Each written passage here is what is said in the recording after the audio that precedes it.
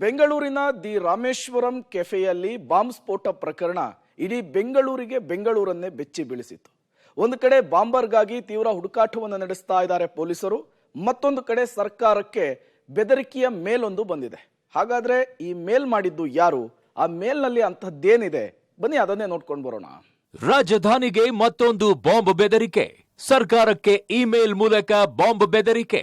Bus, ರೈಲು, ದೇವಸ್ಥಾನ, ಹೋಟೆಲ್ಗಳೇ target. Rameswaram cafe ಸ್ಫೋಟ ಪ್ರಕರಣ ಮಾಸುವ ಮುನ್ನವೇ ರಾಜ್ಯ ಸರ್ಕಾರಕ್ಕೆ ಬಾಂಬ್ ಬೆದರಿಕೆಯ ಇಮೇಲ್ ಬಂದಿದೆ. ಶಾಹಿದ್ ಖಾನ್ ಎನ್ನುವ ಹೆಸರಿನಲ್ಲಿ ಸರ್ಕಾರಕ್ಕೆ ಬೆದರಿಕೆಯ ಮೇಲ್ ಬಂದಿದೆ. ರಾಜ್ಯ ಸರ್ಕಾರದ ಮುಖ್ಯಮಂತ್ರಿ, ಉಪಮುಖ್ಯಮಂತ್ರಿ, ಗೃಹ ಸಚಿವರು ಸೇರಿದಂತೆ 8 ವಿವಿಐಪಿಗಳಿಗೆ ಬೆದರಿಕೆಯ ಇಮೇಲ್ ಕಳುಹಿಸಿ ಬೆದರಿಕೆ ಹಾಕಿದ್ದಾನೆ. ಅಷ್ಟೇ ಅಲ್ಲ, ಅಂಬಾರಿ ಬಸ್ಸು, ರೈಲು, ದೇವಸ್ಥಾನ, ಹೋಟೆಲ್ ಹೀಗೆ ಎಲ್ಲಾ ಸಾರ್ವಜನಿಕ ಸ್ಥಳಗಳಲ್ಲಿ ಬಾಂಬ್ ಇಟ್ಟು ಶನಿವಾರ ಸ್ಫೋಟ ಮಾಡ್ತೀವಿ ಅಂತ ದುಷ್ಕರ್ಮಿ ಬೆದರಿಕೆ ಹಾಕಿದ್ದಾನೆ. ನಾವು ಬಾಂಬ್ ಸ್ಫೋಟ ಮಾಡಬಾರದು ಅಂದ್ರೆ $2.5 ಮಿಲಿಯನ್ ಹಣ ಕೊಡಬೇಕು ಎಂಬ ಡಿಮ್ಯಾಂಡ್ ಇಟ್ಟಿದ್ದಾನೆ. ಅಲ್ಲದೆ ಹೇಗಿತ್ತು ಟ್ರೈಲರ್, ಇನ್ನಷ್ಟು ಬೇಕಾ ಅಂತ ಪ್ರಶ್ನಿಸಿದ್ದಾನೆ. ರಾಮೇಶ್ವರಂ ಕೆಫೆ ಸ್ಫೋಟವನ್ನ ಉಲ್ಲೇಖಿಸಿ ದುಷ್ಕರ್ಮಿ ಹೀಗೆ ಹೇಳಿದ್ನಾ ಎಂಬ ಶಂಕೆ ಮೂಡಿದೆ.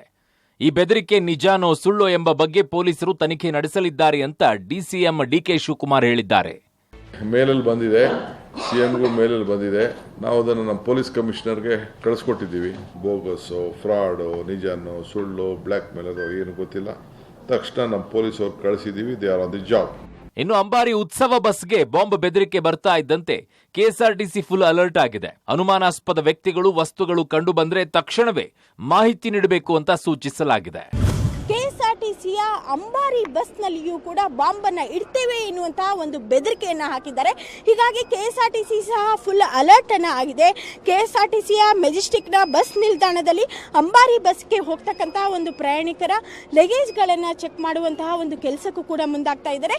ಜೊತೆಗೆ ಇಲ್ಲಿರ್ತಕ್ಕಂತಹ ಭದ್ರತಾ ಸಿಬ್ಬಂದಿಗಳು ಕೂಡ ಫುಲ್ ಅಲರ್ಟ್ ಆಗಿದ್ದು, ಯಾರೆಲ್ಲ ಪ್ರಯಾಣಿಕರು ಏನಾದರೂ ಒಂದು ಪಕ್ಷ ಲಗೇಜ್ ಅನ್ನ ಬಿಟ್ಟು ಹೋದಂತಹ ಒಂದು ಸಂದರ್ಭದಲ್ಲಿ ಅಂತಹ ಒಂದು ಮಾಹಿತಿಯನ್ನ ತಕ್ಷಣವೇ ನೀಡಬೇಕು ಎನ್ನುವಂತಹ ಒಂದು ಮಾಹಿತಿಯನ್ನು ಕೂಡ ಈಗಾಗಲೇ ಇಲಾಖೆಯಿಂದ ಕೆಎಸ್ಆರ್ಟಿಸಿಯಿಂದಲೂ ಕೂಡ ಹೇಳಲಾಗ್ತಾ ಇದೆ.